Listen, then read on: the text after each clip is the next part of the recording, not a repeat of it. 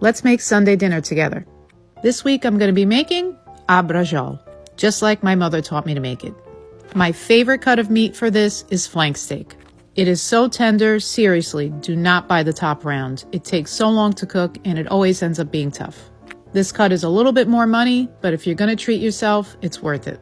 So I start off by cutting the steak in half and then cutting it in half thickness-wise for a thinner piece. Then I pound it out, and now I'm going to season it with salt and pepper. I grate some garlic, grated pecorino, fresh parsley, and plain breadcrumbs with lots of olive oil. Roll it up and tie it. Don't skimp on the fresh ingredients. Garlic powder and dried parsley aren't going to cut it here. Some people use toothpicks, but I prefer string. For about a 2-pound flank steak, I got 4 nice-sized pieces. Now it's time to make the sauce. Into my Dutch oven, I add olive oil, and I'm going to sear all 4 pieces really well on the outside. Once those are all nice and golden brown, remove them and set them aside. Into the same pan, I'm going to add half a diced onion, and then deglaze the pan with your favorite red wine, scraping up all of that delicious flavor at the bottom.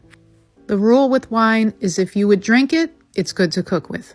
Again, don't ever buy that cooking wine you see at the supermarket. It's garbage. You're better off buying the cheapest bottle of wine at a liquor store that you can get. Now I'm going to add in my homemade passata, seasoned with salt, pepper, and my frozen fresh basil from my garden. Give that a good stir, and now add your braciole right back in. I'm going to let this simmer for about 2 hours on low. After 2 hours, you have these fork tender pieces of meat. The sauce tastes amazing because some of the flavor from the braciole went into it. It's delicious. You want to cut those strings. I've had people ask me, do you remove the string? Of course I remove the string. We don't eat string.